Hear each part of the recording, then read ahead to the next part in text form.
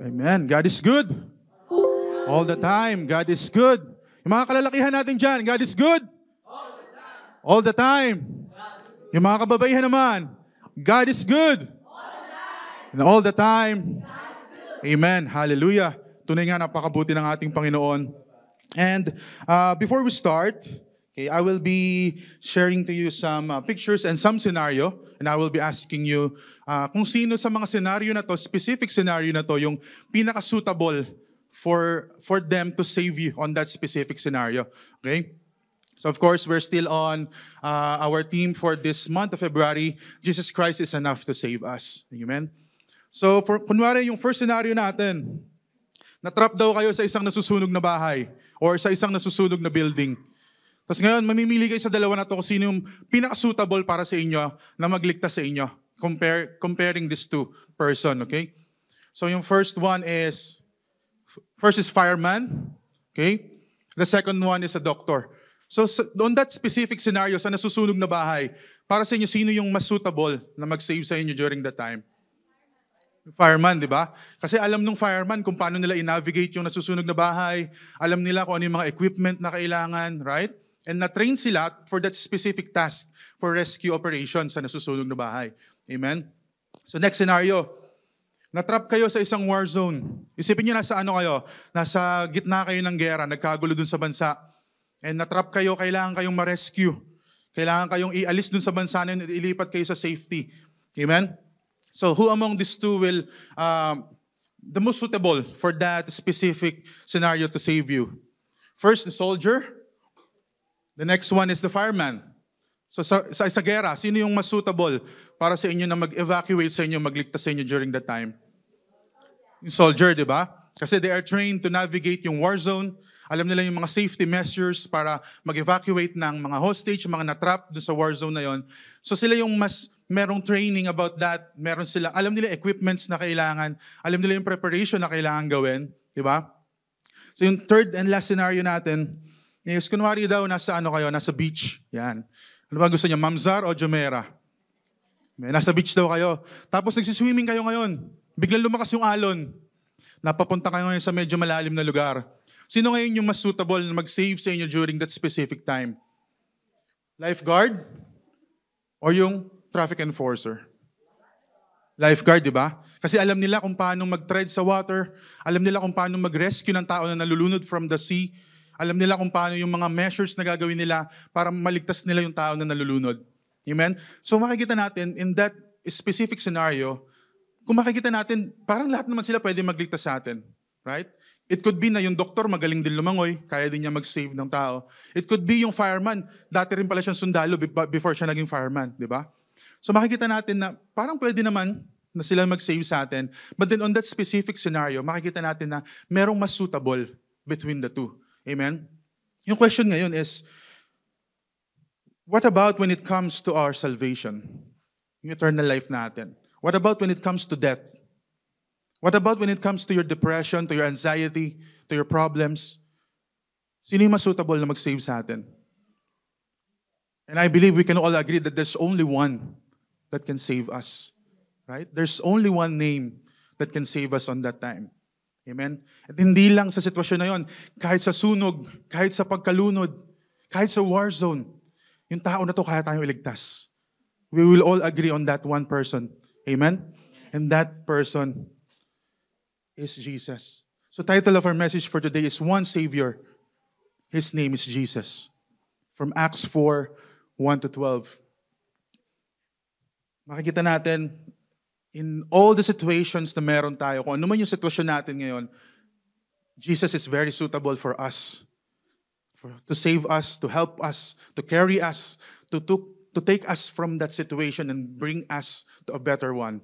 Amen? And just a short background on the story before we start. So we will start on Acts 3. Kung gusto niyo pong basahin, it will be on Acts 3. On short background ng story natin is, one afternoon, Peter and John is approaching the temple. So they want to participate on that afternoon prayer on the temple. So nakita nila, nung papunta sila, nakita nila nung merong isang crippled man na binubuhat ng mga tao para dalhin doon sa gate ng temple. So imagine nyo, ito yung temple, ito ngayon lugar natin, tapos dun sa labas ng pinto natin, merong isang crippled man na lagi siyang pinupwesto dun sa gate na yon para makapaglimos siya, makapaghingi siya ng pera dun sa mga pumupunta sa temple. Okay? And then as they approach, nakita nila Peter and John, they saw the beggar, they saw the crippled man na nakapwesto dun sa gilid ng gate. And yung crippled man is asking for some money kay Peter and John. So Peter and John approached this crippled man, and sabi ni Peter sa kanya, I don't have any silver or gold, but I'll give you what I have. In the name of Jesus Christ, the Nazarene, get up and walk. So imbes na bigyan siya ng pera, sabi ni Peter sa kanya, I don't have silver and gold with me, pero ibibigay ko sa iyo kung ano yung meron ako. Amen? In the name of Jesus Christ of the Nazarene, get up and walk. Yung sabi ni Peter sa kanya. And after nun, hinawakan ni Peter yung kamay ng crippled man, inalalayan niyang tumayo, and suddenly, habang tumatayo yung crippled man na yun, yung feet niya, yung ankles niya, yung katawan niya, nagkaroon ng lakas, and instantly he received the healing. Gumaling on the spot yung crippled man. The moment na inalalayan siya ni Peter para tumayo, gumaling yung crippled man on that spot. Amen? And hindi lang siya basta tumayo. Yung crippled man, nasabi sa Bible, he jumped. Amen? He stood up on his feet, he began to walk and leaping, praising God and glorifying God. Diba? Kung isipin nyo, ang tagal niyang naging crippled. Sabi dun sa susunod ng mga verses, for 40 years, he's been a crippled man. But then makita nyo, nagawa niyang lumundag, nagawa niyang magsasayaw, nagawa niyang magtatalon, glorifying and praising God. Amen? So makikita natin, talagang parang nakaka-amaze yung nangyari, di ba? Nakakagulat yung nangyari na yun. Kung tayo yung nandun, isipin natin, wow, paano nangyari yun? Ang tagal na niyang ganyan, ang tagal na niyang crippled, hindi siya gumagaling, hindi nagbabago yung situation niya. But then on that time, makikita mo, nagsasaya siya, nagpupuri siya sa Panginoon during that time. Diba? So it's amazing, kung tayo yung makikita natin doon, talagang nakakagulat. Amen? And as this happened, Peter saw the opportunity to speak and to address the people what is important. Nakita ni Peter yung opportunity. Nag-gather yung mga tao, sabi niya, this is my chance to address the people. Okay? And as the people gather around, sabi ni Peter, ano nakakagulat sa ginawa namin? What's so surprising about this one? Kung tinitingnan nyo ngayon na parang sa sarili naming kapangyarihan, sa sarili naming kabanalan kung bakit nakatayo yung tao na to, kung bakit siya napagamot, kung bakit siya napagaling. Sinasabi ni Peter sa mga tao, it's not because of us. Hindi dahil sa kapangyarihan namin, hindi dahil sa kabanalan namin kung paano na-heal yung tao na to. Yun yung pinaparating ni Peter doon sa mga tao. But then, it's through faith in the name of Jesus Christ kung bakit gumaling yung tao na to. It's through faith in the name of Jesus Christ kung bakit siya ngayon nakakalakad, kung bakit siya ngayon nakakasayaw, bakit siya ngayon nakapagpuri sa Panginoon. Dahil naniwala siya in the name of Jesus Christ. And sabi ni Peter dito, this is the same Jesus whom you hand over and rejected before Pilate, despite Pilate's decision to release him. And people also telling the people that now is the time to repent. Sinasabi niya sa mga tao na ito yung same Jesus na pinagkaluno nyo kay Pontius Pilate. Na even though gusto siyang pakawalan ni Pilate, ayaw nyo. Mas pinili niyo yung murderer na yun yung pakawalan kaysa sa kanya. And now sinasabi sa kanila ni Peter, now is the time to repent.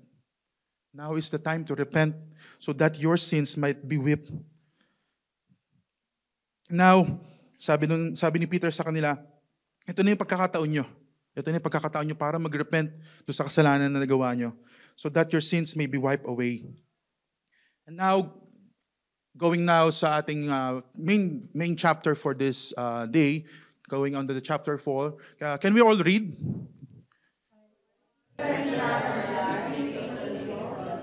Confronted by the priest and captain of the temple guard and some Sadducees. These leaders were very disturbed that Peter and John were teaching the people that through Jesus there is a resurrection of the dead. They are arrested, and since it's already evening, they put in jail until morning. But many of the people who heard their message believed. So the number of men believed now held up about 5,000. The next day, council of all the rulers and elders and teachers met in Jerusalem.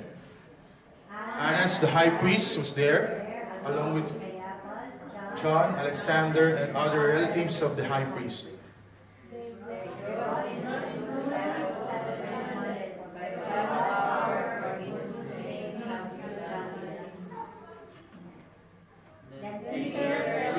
Holy Spirit, rulers and elders of the people, are we being questioned today because we have done a good deed for a crippled man?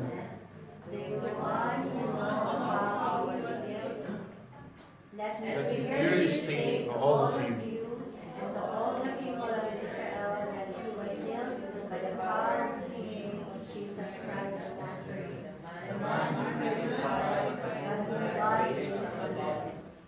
For Jesus is the one who Scriptures were though stone that rejected us now. There is salvation for one of us.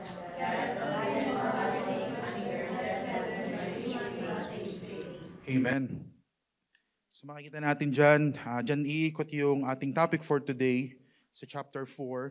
And of course, ito yung theme verse natin for this day is, there is salvation in no one else God has given under heaven, by which we must be saved.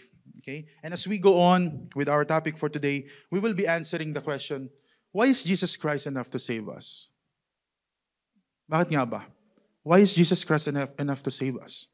So yun yung tanong na i-meditate natin ngayon on, even in our personal lives, kung bakit nga ba enough si Jesus Christ para sa atin, para iligtas tayo. The first topic na titingnan natin is, Jesus Christ is enough to save us because Jesus defeated sin, death, and grave. That will be coming from Acts 4:10. Sabi dyan ni Peter, let me clearly state to all of you, to all people of Israel, that he was already healed by the powerful name of Jesus Christ the Nazarene, the man whom you crucified, but whom God raised from the dead. Makikita natin, di ba? The one whom you crucified, but God raised from the dead. So makikita natin pag tinanong, bakit nga ba enough si Jesus Christ to save us? Ito po yung isa sa best answer. Diba? Sino pa ba yung mas best para sa atin na iligtas tayo? Sino pa ba yung mas enough na iligtas tayo from death, sin, and grave? The only one who conquered sin, death, and grave. Diba? Sino pa ba yung mas best? Sino pa ba yung maiisip nyo na pwede magligtas sa atin? Sino pa ba yung maiisip nyo na mas enough to save us? He's the only one who did that. He's the only one na nabuhay. Pinako sa krus na matay. After 3 days, He rose up again. And until now, is continuously sitting in His glory at the right hand of the Father. Amen?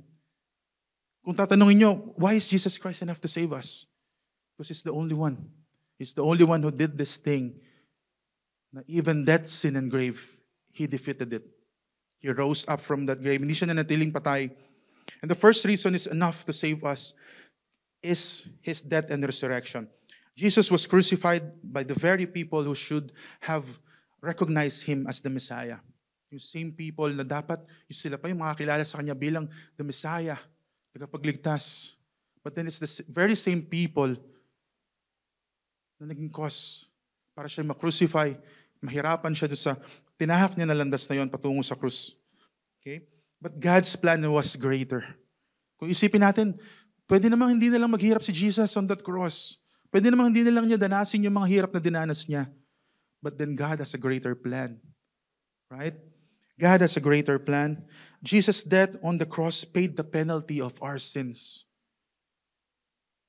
And His resurrection demonstrated His victory over death. Pinapakita lang niyan that yung power, yung authority na meron si Jesus, that even death and grave, He conquered it. God's plan is always greater. Makikita natin na ito yung plano ng Panginoon na ipakita sa lahat ng tao that Jesus Christ, the blameless, He conquered sin and death. Even grave has no power over Him. That He resurrected from the dead. And now He is having the victory over death. This is the best answer to the question on why Christ is enough to save us. Because Jesus is alive. He defeated the grave. No one else is like our Lord Jesus Christ. He died, He was buried, and on the third day, He rose up again. And until now, He's continuously living, receiving all the glory that He deserved. Ito pa lang pong sagot na to. It will be enough for the discussion. Bakit enough si Christ to save you? Right? Sino pa bang iba? Meron ba kayong ibang kilala, religious leader, mga politician? Meron ba kayong kilala na iba pang mga sinasamba nila na namatay at nabuhay ulit? I don't think so. Jesus Christ is the only one. Nag-iisa po ang Panginoon natin na namatay at nabuhay ulit. At nag-iisa siya na merong kapangyarihan upang tayo iligtas, upang tayo itanggapin, upang tayo ay baguhin. Lahat po yan merong kapangyarihan ng Panginoon. And why is this important? Bakit mahalaga to? Because Jesus' death and resurrection only proves that He alone is having the power over sin, death, and grave. Ito po yung patunay na meron siya kapangyarihan over these things dahil pinatunayan na niya. He already rose up from that grave. Amen? Nakita sa kinanta natin, di ba? The stones are still rolled. The grave is still empty. Dahil totoo pong empty ang grave, dahil hindi po nanatili doon ang ating Panginoon. Nabuhay po siyang uli. At hanggang ngayon, mararamdaman natin yung presensya niya in every day ng buhay natin. And I don't see any reason why Jesus will not be enough to save us. Wala po ako nakikitang rason kung bakit hindi magiging enough yung Panginoon natin para iligtas tayo. The thing that most of us are fearing, death. Amen? Kaya tayo takot sa heights, takot tayo mahulog kasi takot tayo mamatay. Takot tayo malunod, takot tayo mamatay. Takot tayo sa kung ano namang mga bagay, takot tayo sa tragedy, takot tayo na mag-crash yung aeroplano. Bakit? Kasi takot tayo mamatay. Right? But then, pinatunayan ng Panginoon that even death, He already conquered death. Amen? And dapat doon natin ilagay yung faith natin na yung Panginoon na pinagsisilbihan ko, yung Panginoon na nagbago ng buhay ko, is even death and grave, hindi siya kayang hawakan.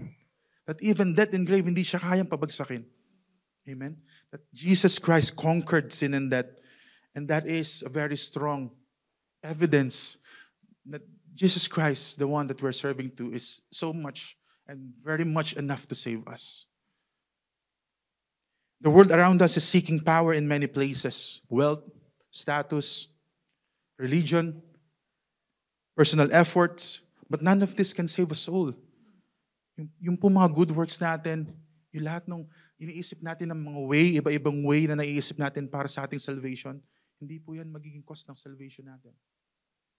Yes, we are designed to do good works. Huwag po natin ma-misinterpret yan. We are designed to do good works. We are designed by God to do good works. Kasi yan yung fruit ng salvation natin.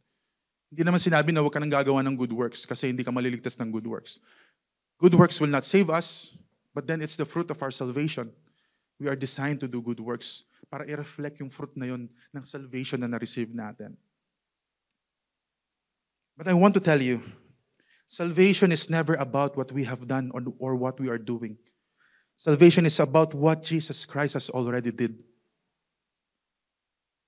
Wala pong mga sariling effort natin, kahit anong gawin nating effort, pagbayaran yung kasalanan natin, hindi po yan magiging enough for our salvation.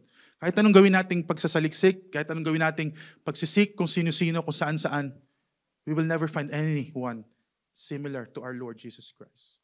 He's the only one who can save us. He's the only one who has the power to save us. And yung mga efforts natin na yan, baliwala lahat yan kung yan yung iniisip natin na magiging way for our salvation.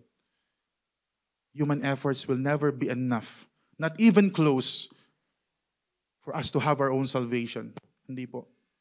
It's not about us. It's about Jesus Christ. It's not about what we do. Hindi lahat, yung mga achievements natin na yan, yung mga naabot natin sa buhay, sabihin natin na ilang beses na natin natapos yung Bible. Yes, magandang matapos yung Bible. Pero kung doon natin i-depende lang yung salvation natin, hindi po mga kapatid. We need to believe in Jesus Christ. We need to believe doon sa ginawa niya sa cross na yun. That on that cross, tinapos niya lahat. Tinubos niya yung mga kasalanan natin. Kung sasabihin natin na a-attend ako ng church every Sunday and it will be enough for me to be saved. And yet you don't believe in Jesus Christ, hindi po mga kapatid. What we need is to believe on what Jesus Christ did on that cross. Yun po yung kailangan natin para sa ating salvation. And Jesus is the only way for us to be saved. Jesus is the only way through the Father. Wala na pong ibang daan. Kaya kung nag-e-effort tayo, kung iniisip niya na, baka meron pang ibang daan para ako maligtas, baka meron pang ibang pwede akong gawin para maabot ko yung salvation na gusto ko. Wala pong ibang way, mga kapatid. Si Jesus Christ lang. Amen? Si Jesus Christ lang po yung tanging daan patungo natin sa ating salvation. And if Jesus Christ remained dead, there will be no salvation. Kung di po nabuhay ang Panginoon, wala tayong kaligtasan ngayon. But because Jesus is alive, His power is available to heal, to restore, and to save us. Dahil po nabuhay muli ang ating Panginoon, His power is enough to save us, to transform us, to heal us, to restore us, para baguhin tayo. It's more than enough, mga kapatid.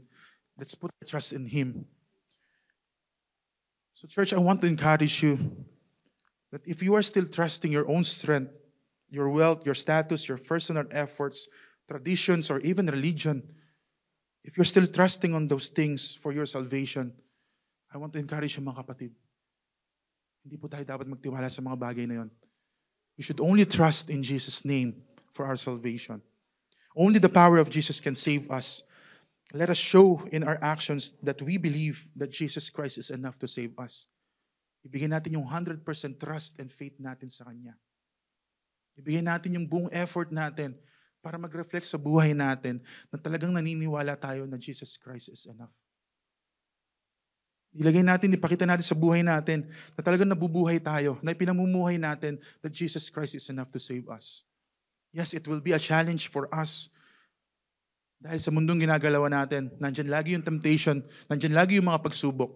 But nandun natin makikita yung faith natin na nagumagana, yung faith natin na nagtatrabaho.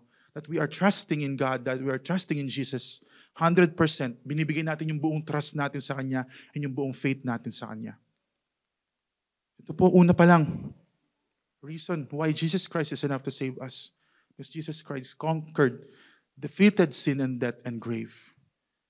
Yan pa lang po, magiging enough na para sa atin pag nagkaroon tayo ng mentality, ng mindset na yan, that wow, Jesus Christ, yung death na kinakatakutan ng lahat ng tao, He conquered it. He defeated the grave and sin. Yun pa lang po yung malagay, matanim sa isip natin. Makikita natin, malaki na yung magiging pagbabago ng mindset natin. Kung paano natin tingnan yung mga bagay sa paligid natin. Kung paano tayo humarap sa mga problema. Kung paano natin harapin yung mga challenges sa buhay natin. It will give us a totally different mindset on doing that. Next, titingnan natin. Jesus Christ is enough to save us because Jesus has the power to heal. Sabi ulit dyan sa Acts 4:10, let me clearly state to all of you, all the people of Israel, that He was healed by the powerful name of Jesus Christ the Nazarene, the man whom you crucified, but whom God raised from the dead. Ang sabi dyan, that He was healed by the powerful name of Jesus Christ. Amen? Hindi sinabi dyan na nahil siya dahil disciple ni Jesus si Peter. Hindi sinabi dyan na nahil siya dahil sa sariling effort ni Peter, sa sariling effort ng crippled man. But no, it says on the Bible, He was healed because of the power of the name of Jesus Christ. Amen? Can you imagine? Kung gaano sila na-amaze siguro, kung gaano sila nagulat, nung nakita nila na nakakatayo na yung crippled man na yon. Amen? For a long time, nakikita nila yung crippled man, nandun lang sa gilid ng gate, namamalimos, nanghihingi ng pera. But then bigla nila makikita on that very day, yung same crippled man na yon, nagtatatalon, nagsasayaw, nagpe-pray sa Panginoon. Amen? Siguro kung kahit ako yung nandun, I will be amazed and magugulat talaga ako. Kasi hindi mo lubos maisip kung paano nangyari that man has been crippled for more than 40 years, yet he's standing right now. Amen? Wala ka naman nakita na doktor na lumapit sa kanya. Wala ka naman nakita na doktor na nagpagaling sa kanya. And that on that very instant moment, makikita mo siya. Nakakatayo, nakakatalon. Amen? It's really amazing. And that is made possible through the powerful name of the Lord Jesus Christ. Yun yung napakahalagang bagay.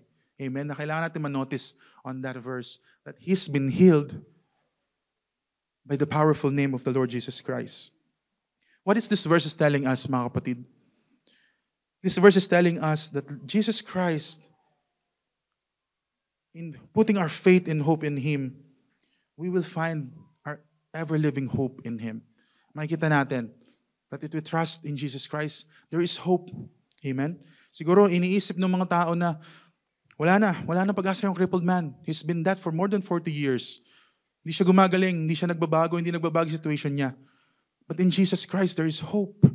May pag-asa po, mga kapatid. Gaano man katagal na yung pinagdadaanan nyo ngayon, I can assure you, in Jesus Christ, there is hope. Kung ano man yung pinagdadaanan nyo ngayon, I can tell you, in Jesus Christ, there is hope. Amen? Let us reflect on the story of this crippled man. For more than 40 years, he's been crippled. Siguro wala na siyang hope. Iniisip niya na ganun na siya hanggang mamatay siya. But then I believe he didn't expect that moment to happen, that he will be healed through his faith in the name of Jesus Christ. Yun po yung encouragement na gusto kong bigay sa inyo mga kapatid. That believe in the name of Jesus Christ. Believe in our Savior. And I can tell you, kung ano man yung sitwasyon nyo ngayon, there is hope. Amen. Ano pa yung gusto sabihin sa atin ng verse na to? This verse is telling us that in our Lord Jesus Christ, there's healing. Napakita sa atin ng verse na to, that putting our faith through our Lord Jesus Christ, we can receive healing. Amen. Siguro naisip ng mga tao na yun, wala na. Wala na makakagamot sa crippled man na yan. Ganyan na talaga siya. It's been a long time that he's been crippled. Wala nang iba makakapagpagaling sa kanya. But then not with our Lord Jesus Christ. Nothing is impossible with our Lord. He's been healed through his faith. Amen. Naniwala siya that through Jesus Christ he can be healed. And it happened. He received the healing. Instantly he received the healing. Amen. And gusto kong sabihin sa inyo mga kapatid, kung meron man kayong pinagdadaanan ngayon, kung meron man kayong mga kasakitan, it could be physical, emotional, spiritual, in Jesus Christ there's healing. Kailangan natin magtiwala sa Kanya. Kung meron man kayong sakit ngayon, na tingin nyo, parang ang tagal na ng sakit ko na to, hindi ako gumagaling. In Jesus Christ, there's healing. Kung meron man kayong pinagdadaanan ngayon na mabigat, na sa tingin nyo, parang wala na akong pag-asa. In Jesus Christ, we can find hope and healing. Amen? Ano pa yung gusto sabihin sa atin ng verse na to? That in Jesus Christ, there's nothing is impossible. That through our Lord Jesus Christ, walang imposible sa Kanya. Mga sakit na hindi kayang pagalingin ng mga doktor, nothing is impossible with our Lord. Yung mga pagsubok na tingin nyo hindi natatapos, trust in our Lord Jesus Christ and nothing is impossible for Him. You will receive the help na matagal nyo nang hinahanap. Yung help na matagal nyo nang dinidesire. That in the Lord Jesus Christ, we can put our faith. That in our Lord Jesus Christ, we can put our trust. Yan po yung gusto sabihin sa atin ng verse na yan.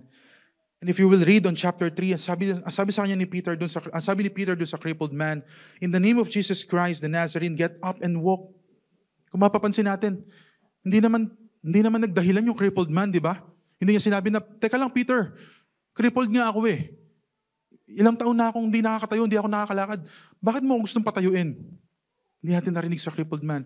Hindi naman sinabi ng crippled man na, teka lang Peter, nakita mo nga yung sitwasyon ko, hindi nga ako makatayo, hindi ako makalakad, nang lilimos nga lang ako dito, tapos gusto mo pa akong palakarin. But no, makita natin yung crippled man, he put his faith in action.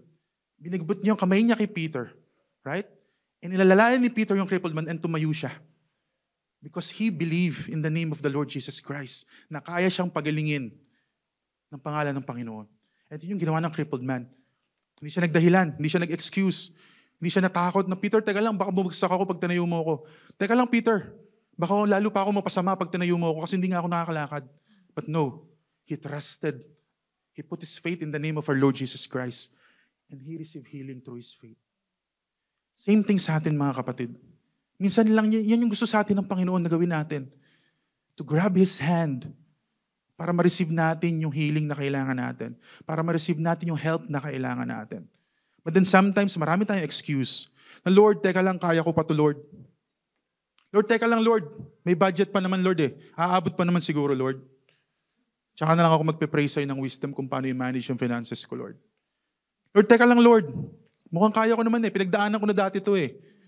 Ganito na lang ulit yung gagawin ko. Right? We had a lot of excuse. We had a lot of reasoning. But all we need is to do is to surrender and believe in His name. Yun lang po yung kailangan natin gawin mga kapatid. Kailangan natin magtiwala, maniwala. The crippled man put his faith and trust in the name of Jesus Christ. Hindi ko man alam kung ano yung pinagdadaanan nyo ngayon mga kapatid. But I want to tell you, Jesus is enough. Ano man yung pinagdadaanan nyo ngayon, Jesus is enough.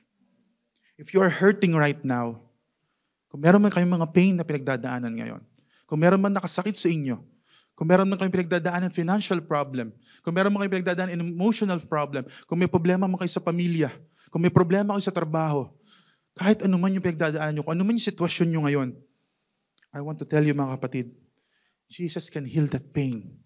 Jesus can turn that situation into something better. Jesus can take you out from that misery and bring you to His glorious light. Kayang-kaya pong gawin yan ng Panginoon natin. All we need to do, surrender to Him. Trust in Him. Put our faith in Him. I-drop na natin yung mga excuses natin. I-drop na natin yung mga reasoning natin na nanggaling lang sa sarili nating understanding. All we need to do is to surrender to Him. Accept natin yung tulong na binibigay ng Panginoon. Alisin natin yung pride sa sarili natin na hindi natin kailangan ng Diyos.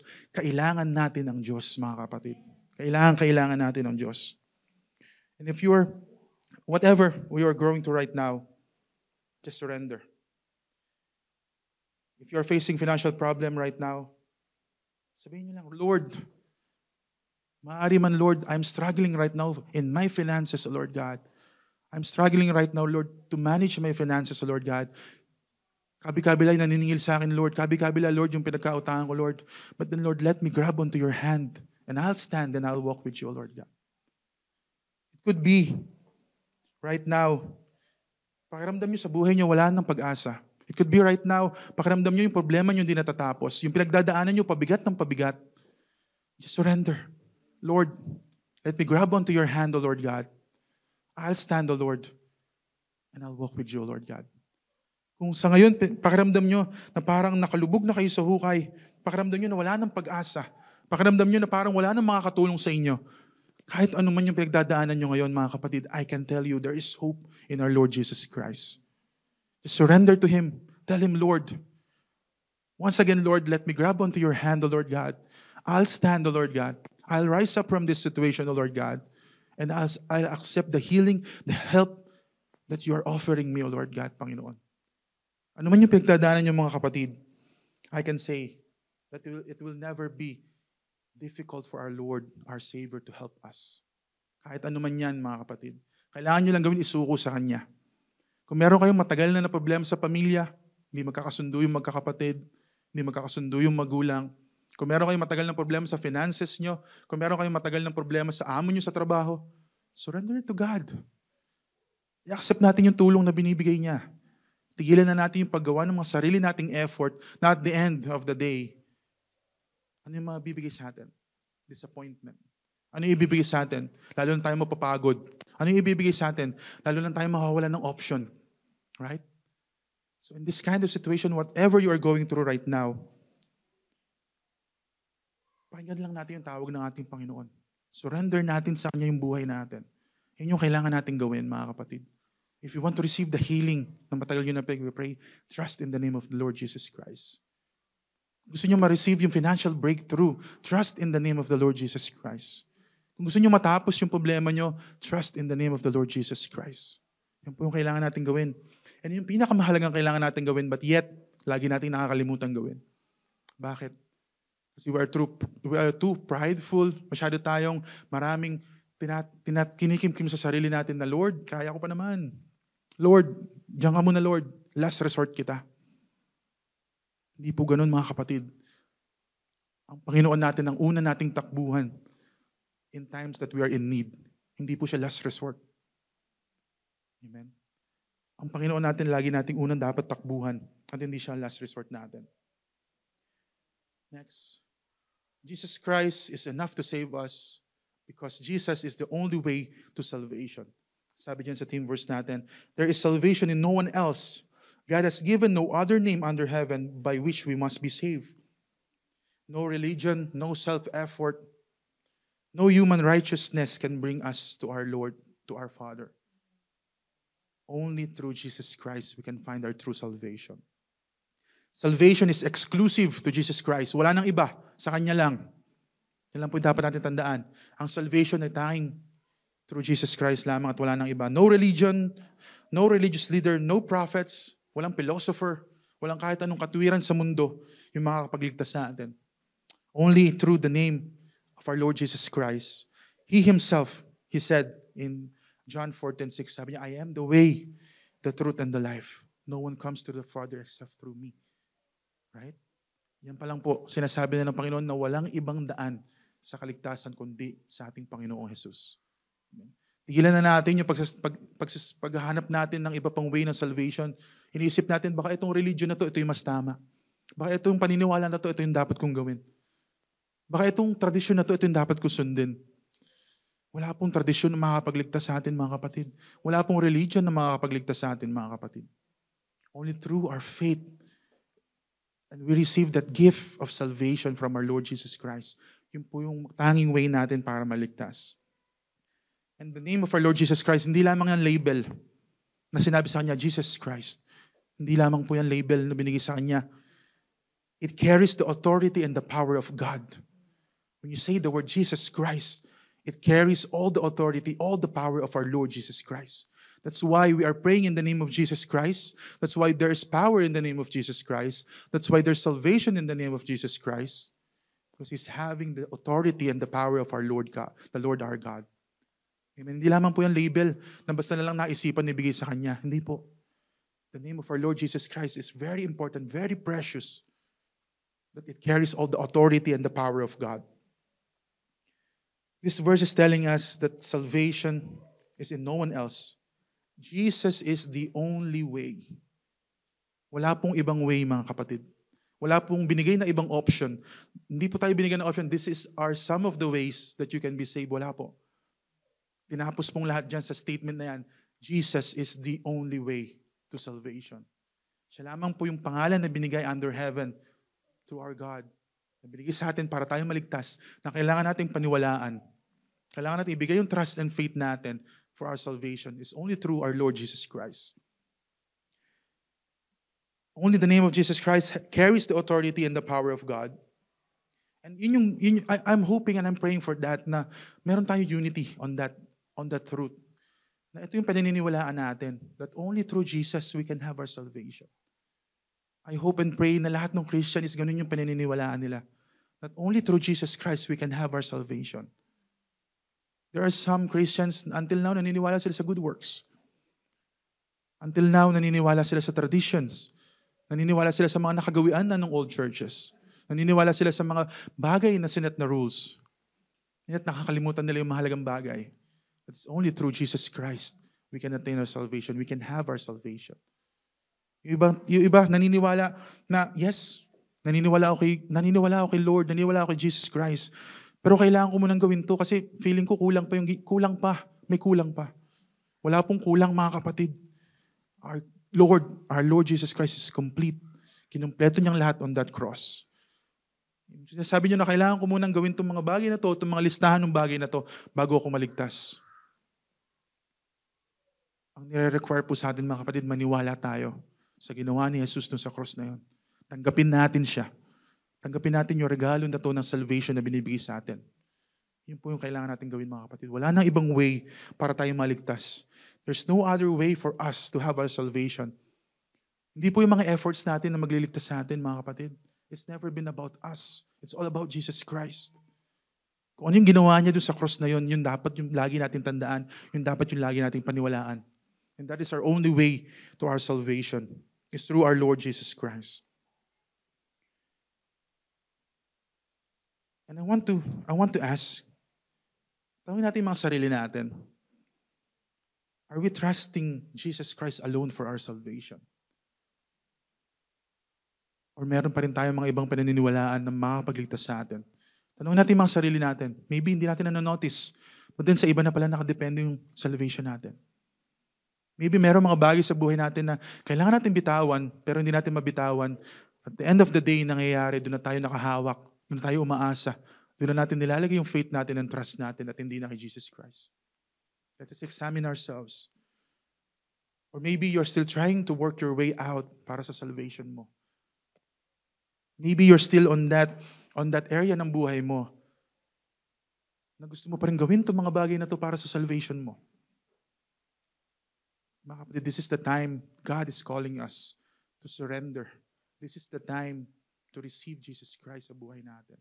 Ito yung time, mga kapatid, para mag-repent tayo sa kasalanan natin. I-accept natin siya na siya lang yung tanging daan para tayo maligtas. Walang efforts na kaya tayong gawin para mapantayan yung ginawa ni Jesus sa krus na yun. There's no human efforts na magliligtas sa atin. There's no good works na makakapagligtas sa atin. There's no other way na pwede natin gawin para tayo maligtas, but only through our Lord Jesus Christ. And I want to remind you that salvation is the gift that only comes to our faith in Jesus Christ. Regalo po sa atin yan. It's a precious gift na binigay sa atin. And today, church, if you are trusting in anything other than Jesus Christ for your salvation, it's time to let go of that trust. It's time to let go of that belief. It's time to let go of that tradition. It's time to let go of that belief na pinaniniwalaan nyo ng good works ang magliligtas sa inyo. It's time to let go of that. And it's time to surrender. It's time to give your life. It's time to give your complete trust, 100% trust and faith in our Lord Jesus Christ para sa ating salvation. I don't want to scare, but the time is coming near. Pagbabalik na ating Panginoon. We can see all around us. All the signs are happening. Right? Instead, for us to be scared, we should be excited. Kasi yan yung pinangako sa atin ng Panginoon na siya ay babalik. Amen? So as the time is going near, as the time is coming near, we should all be excited. Kasi ito na yung matagal na pinangako na ng Panginoon na babalik siya para sa atin. Amen? And God wants us to remain faithful in Him the time na bumalik siya para sa atin. God wants us to see us remaining faithful do sa ministry na pinagkatiwala niya sa atin. God wants us na makita na hanggang huli, andun yung faith natin and trust natin sa Kanya. Lagi natin tandaan mga kapatid, this message is telling us that there's no salvation in anyone else. That our salvation comes only through believing in the name of our Lord Jesus Christ. Summary nung topic natin for today. Jesus Christ is enough to save us because, number one, Jesus defeated sin and death and grave. Number two, Jesus has the power to heal. Number three, Jesus is the only way to salvation. Yung summary ng pinag-aralan natin ngayon, anong topic na diniscuss natin ngayon. And this is a reminder to us, Jesus Christ is the only way for salvation. Sabi niya sa Acts 4:12, there is no salvation in no one else. God has given no other name under heaven by which we must be saved. Only through the name of our Lord Jesus Christ. Sa Kanya lamang natin makukuha yung salvation na kailangan natin. Sa Kanya lamang manggagaling yung salvation ng buhay natin. Yung life after this life on earth. Yung eternal life na matagal nating iniintay. Sa Kanya lamang magmumula. In church, if you have never trusted Jesus as your Savior, today is the day to put your faith in Him. If hindi pa kayo decided or hindi nyo pa talaga fully tinatanggap ang Panginoon sa buhay nyo, if meron pa kayong mga ibang pananiniwalaan na pwedeng magligtas sa inyo, if meron pa kayong mga ibang beliefs, ibang tradition na sinusundan para sa kaligtasan nyo, church, this is the day. This is the day to surrender all of that. This is the day to surrender your life, give your 100% trust and your faith in our Lord Jesus Christ. Our Lord is calling us to surrender to Him today. Tinatawag niya tayo. Para yung mga wrong beliefs natin, yung maling understanding natin about salvation, yung maling paniniwala natin about salvation, it's time for us to let go of that. It's time for us, tanggapin natin ng Panginoon, ating tagapagligtas. Yan po yung kailangan natin gawin mga kapatid. Hindi tayo maliligtas ng kahit anuman.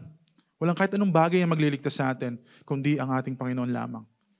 Yan po yung message na kailangan natin tanggapin at kailangan nating gampanan as a Christian na kailangan nandun makikita sa buhay natin nagre-reflect yung 100% trust na talagang pinamumuhay natin na Christ is enough sa buhay natin. That Christ is enough to save us sa buhay natin. Reminder and encouragement to each and everyone, if you are struggling right now, if you are having problems, if you are facing difficulties, if you are having anxieties, if you are having depression, mga kapatid, Jesus Christ is the answer to all of those. Siya lamang yung kasagutan sa lahat ng ating mga pangailangan. Yung sakit na nararamdaman nyo ngayon, if someone hurt you, cannot forgive them, ask Jesus for the forgiveness. He can give it to you. Kung meron man tayong problema ngayon sa mga trabaho natin, you're struggling in your job, nag-struggle ka sa finances mo ngayon, call upon the name of the Lord. He's very much present and very much available for us to help in times of our needs, in times of help. Kailangan lang natin, alisin natin yung pride sa sarili natin. Let go. Let go natin yung mga sarili natin so that in every day ng buhay natin, mas lalo natin nakikita yung power ng Panginoon. Mas lalo natin na-experience yung power niya sa buhay natin. Kasi kung mananatili tayo, magdidepende sa sarili natin, paano natin malalaman yung totoong kapangyarihan ng Panginoon? If we will depend on ourselves and our own understanding sa lahat ng bagay, paano natin malalaman na mayroong Panginoon na kayang gawin yung mga bagay na yon? The same God who rose up from that grave is the same God na nagbibigay sa atin ng kalakasan, nagbibigay sa atin ng lakas, ng sigla, ng pag-asa araw-araw. And all we need to do is to surrender. Tanggapin natin siya ng buong buo sa buhay natin. God bless us all. To God be the glory.